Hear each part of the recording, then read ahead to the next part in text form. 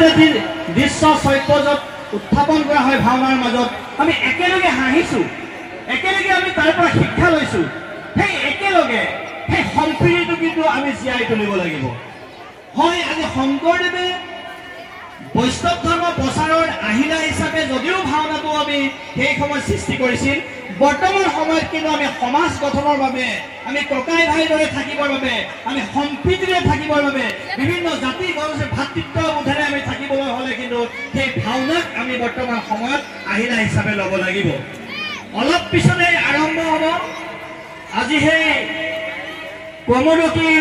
নাট্যগোষ্ঠীৰ যি নাট হিন্দু মুনিৰ পিতৃভক্তি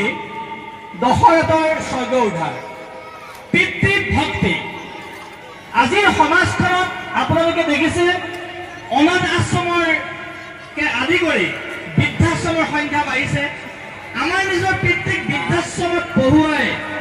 ডাঙৰ ডাঙৰ আমি ঘৰ বনাইছোঁ হয় সেই ঘৰত আমি কুকুৰটো থাকিবলৈও আমাৰ ৰুম আছে কিন্তু আমাৰ পিতৃ মাতৃৰ বাবে ৰুম নথকা এটা পৰিৱেশ সৃষ্টি হৈছে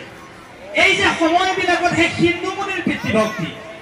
সেই সময়তে ভাওনাৰ জৰিয়তে পিতৃভক্তি আমাক যি ভাওনাই যিটো আমাক শিকাইছে শিশুসকলেও শিকাইছে ভাওনাই বৃদ্ধসকলেও শিকাইছে ভাওনাই যুৱকসকলেও শিকাইছে ভাওনাই যিটো সময়ত যুৱকসকল আজি দেখিছে বহু যুৱকে মই ইয়াৰ কথা কোৱা নাই বহু যুৱকে আজি মদ্যপান কৰিবলৈ আৰম্ভ কৰিছে ড্ৰাগছ সেৱন কৰিবলৈ আৰম্ভ কৰিছে নিজৰ পিতৃক নিজৰ পুত্ৰই চিনি নোপোৱা সময় আৰম্ভ হৈছে এই সময়বিলাকত কিন্তু আমি ভাওনাৰ পৰা আমি শিক্ষা লোৱাৰ সময় আহি পৰিছে এনে ভাওনা এটা চালো এটা মনোৰঞ্জন কৰি গুচিবলৈ নহ'ব ভাওনাই যে আমাক দিছে সত্যৰ সততাৰ যিটো জয় সত্যৰ যিটো জয় অন্যায় কৰা অবিচাৰ কেতিয়াও বা অত্যাচাৰী শাসক বা অত্যাচাৰী কোনো ধৰণৰ শাসক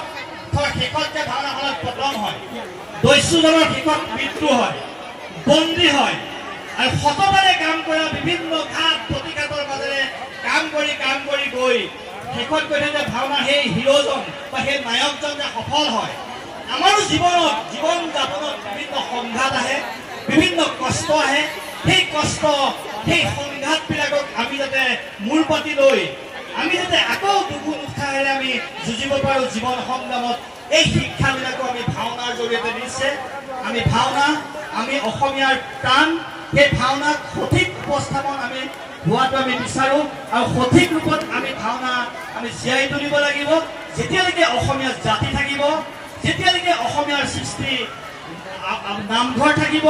তেতিয়ালৈকে আমি ভাওনা আমি জীয়াই ৰাখিব লাগিব সঁচা অৰ্থত পৰিৱৰ্তনৰ নামত ভাওনাক বিকৃত হ'বলৈ নিদি প্ৰকৃত আমি মানে উপস্থাপনেৰে আমি ভাওনাক আমি জীয়াই তুলিবলৈ আমি নতুন প্ৰজন্ম আমি জীয়াই থাকি আমি সদায় চেষ্টা কৰিব লাগিব সদৌ শেষত আজিৰ এই ভাওনা ভাগ শুভ উদ্বোধন হ'ল বুলি ঘোষণা কৰিলোঁ জয় গুৰু শংকৰ জয় আই অসম কৃষ্ণ